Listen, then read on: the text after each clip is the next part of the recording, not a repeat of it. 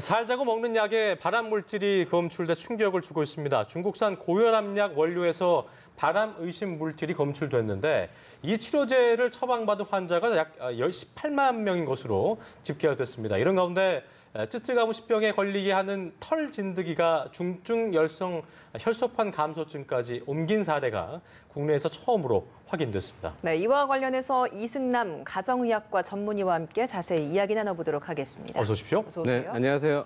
네, 교수님 이게 보니까 중국산 고혈압약의 원료인 발사르탄 이게 발암 의심 물질로 지금 의심이 되고 있는 건데 이게 어떤 발암 물질인 것인 건지 좀 발견이 되는 건지 설명을 해주시면 좋을 것 같습니다. 그러니까 자꾸도 오해를 하시는 게 그 발사르탄이라는 것이 그 발암 물질이 아니고 그 발사르탄은 굉장히 좋은 고혈압 약인데 그 발사르탄에서 그 안에 이제 다른 물질이 있었다는 그러니까 중국산 안에서만 예. 거기에 불순물로 들어간 게 N-니트로소 디메틸 암이라는 성분 때문에 그게 발암 물질인 겁니다. 그러니까 발사르탄하고 전혀 상관이 없고 거기 첨가물이 된 불순물이 바로 문제가 되는 건데 이게 왜 문제가 되냐면요. 이게 우리가 발암 물질을 할 때는 1군이라고 있어요. 무조건 암이 생긴다고 나와 있는 거. 예, 그게 바로 1군이 한 117개가 있고 그 밑에가 2A군이라고 있어요. 네. 그 바로 이 물질이 바로 2A군에 속해 있는 쉽게 해서 우리가 뭐 붉은 고기 많이 먹으면 안 생긴다. 바로 이런 식으로 돼 있는 물질이라고 생각하면 되겠습니다. 그럼 1군은 먹으면 무조건 생기는 것이고. 그러니까 오랫동안 먹게 되면 생기거나 아니면 뭐 취약한 사람이 먹게 되면 암이 생기는 거가 바로 1군이라고 보면 되겠습니다. 그럼 2A군에 포함되는 이번 이 불순물. 이건 어느 정도 뭐 섭취를 하거나 어떤 경우에 이렇게 또 암이 될 수 있다라고 우리가 좀 쉽게 좀 이야기를 해볼 수 있을까요? 그게 굉장히 저거한 게 우리가 독성 물질이라고 있어요. 보고 독 많은 거 아시죠? 보고 독을 갖다가 조금 먹으면은 이게 죽질 않아요. 그렇죠. 조금만 넘으면 그냥 치사해서 죽는데 그게 역치라고 그러는데 그런 역치는 독성 물질이 그 밑에까지 먹어도 아무 상관이 없지만은 발암 물질은 좀 달라요. 발암 물질은 약을 적게 먹더라도 그 사람의 환경이라든지 몸의 상태에 따라서 바로 암으로 변할 수가 있는 세포 DNA를 변형시키기 때문에 발암 물질이 그렇게 무서운 겁니다. 어떤 사람 또 발암 물질을 많이 먹어도 괜찮아요. 담배 2가지 펴도 폐암 안 걸린 사람이 있거든요.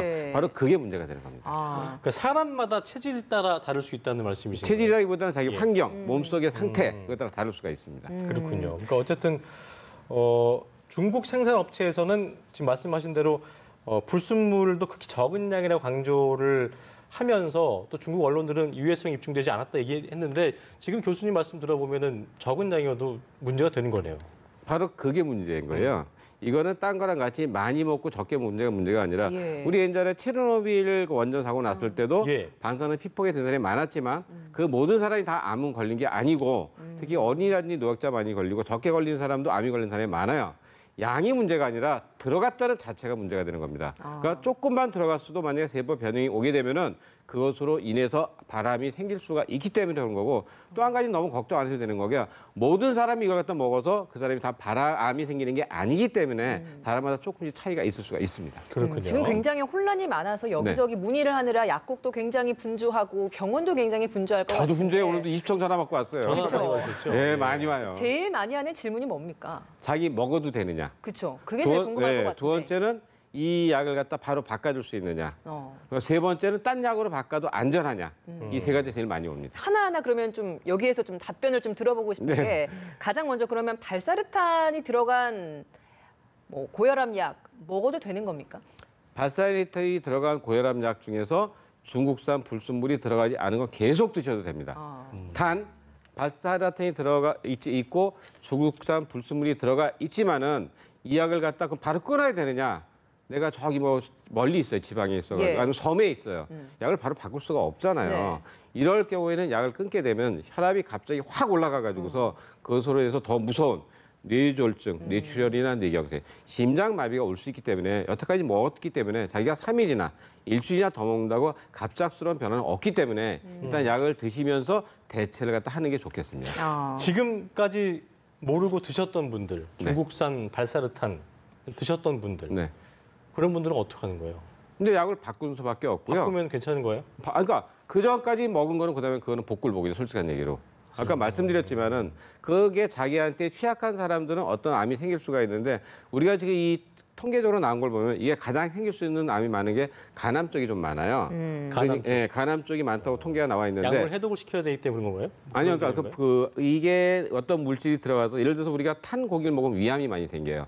대장암이 많이 생기고 이런 식으로 다른 거거든요. 그렇군요. 예, 그렇기 때문에 그게 생길 수가 있는데 모든 사람이 생기는 건 아니고 자기가 몸이 그걸 갖다 바깥으로 잘 빼낸다든지 할 경우는 안 생기기 때문에 너무 큰 걱정하지 마시고 빨리 바꾸는 것만 생각하시면 되겠습니다. 그렇군요. 그러니까 발사르탄으로 제조된 고혈압약 이외에도 굉장히 많이 다른 것으로 제조된 것들이 많을 텐데 우리나라에 유독 이 발사르탄으로 제조된 고혈압약이 많다라는 이야기도 있던데 이거 왜 이런 겁니까? 그게 많은 게 아니고요. 예.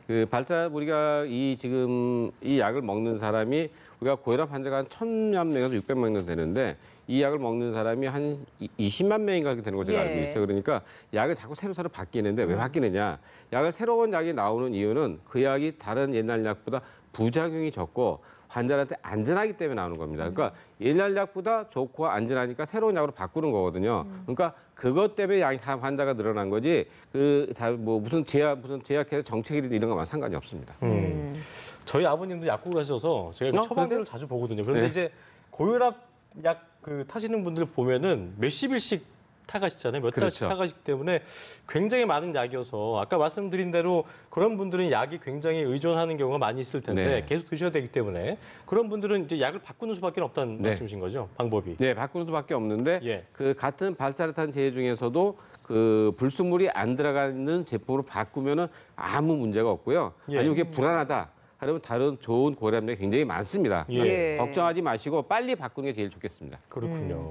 네, 고혈압 이야기가 나와서 또 하나 또 여쭤보고 싶은 게 고혈압이 왜 걸리는 것인지 예방법은 없는지 이것도 좀 궁금합니다. 혹시 고혈압 있으세요? 전 아직 없습니다. 없게 생겼잖아요. 저는, 고혈압은?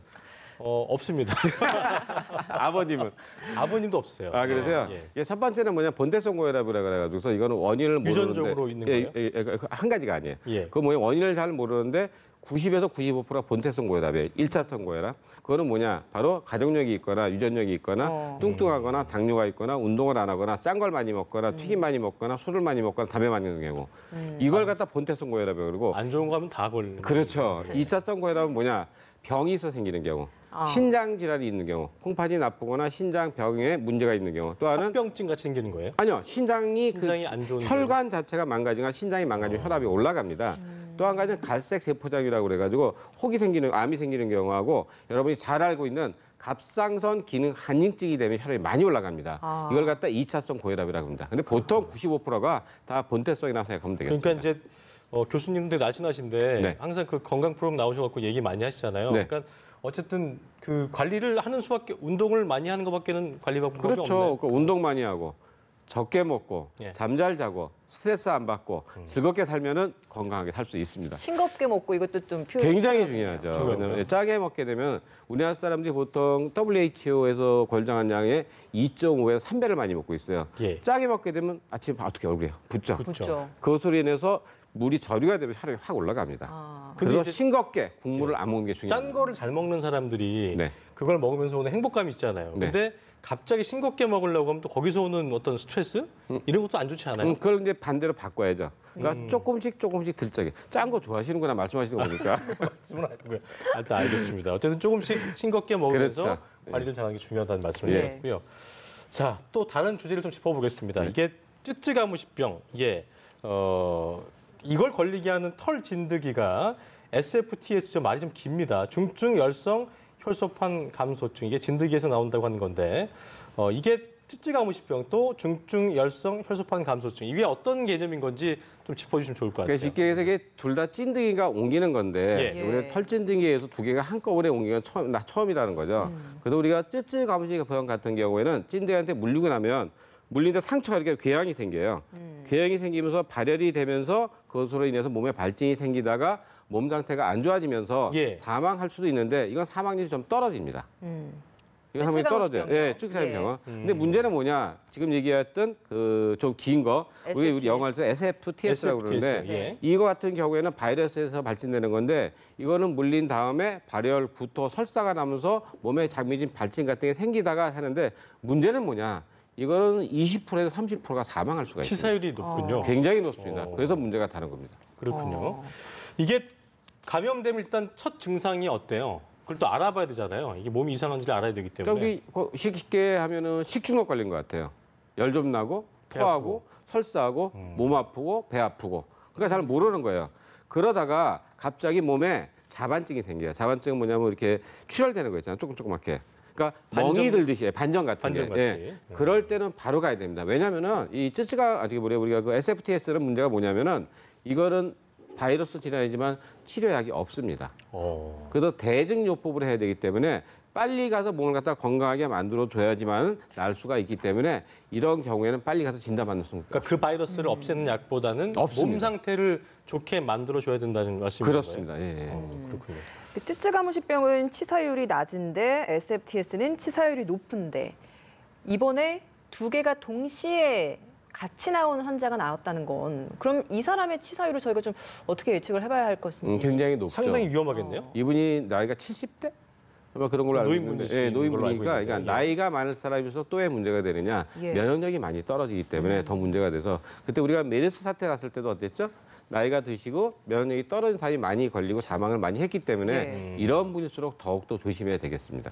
또 어린 친구들도 아이들도 좀 위험하죠. 아이들도 위험하죠. 근데 아이들보다는 어른들이 더 어른들이 문제가 더. 더 많습니다. 그렇군요. 그러니까 이게 여름철이기 때문에 산으로 들로 나가시는 분들 많을 텐데 또 그렇다고 구더기 무서워서 장 못 담그는 것, 장 못 담글 수 없는 것처럼 네. 놀러는 가야 되는데 일단 어떤 주의를 뭐 이렇게 바르는 약도 있잖아요. 어떤 네. 주의를 하는 게 제일 좀 네, 중요할까요? 가장 중요한 게 이 찐득이가 가장 기승 부리는 시기가 5월에서 8월입니다. 한창이 있네요 지금요. 네, 지금 한창 예. 때죠.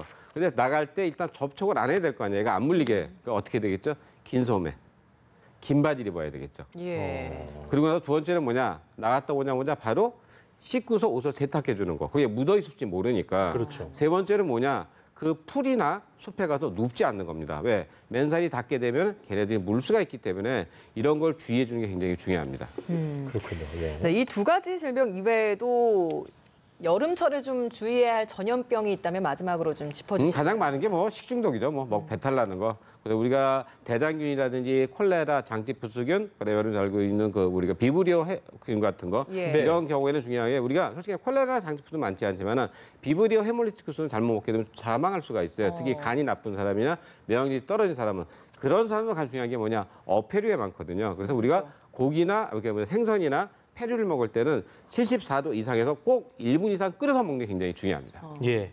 적게 먹고 잠 잘 자고 싱겁게 먹고 운동하고 이렇게 좀 지키면 좋은 상태 되지 않을까 생각이 되면서 오늘 대도 마무리 짓겠습니다. 지금까지 이승남 가정의학과 전문의와 함께했습니다. 오늘 말씀 고맙습니다. 고맙습니다. 감사합니다.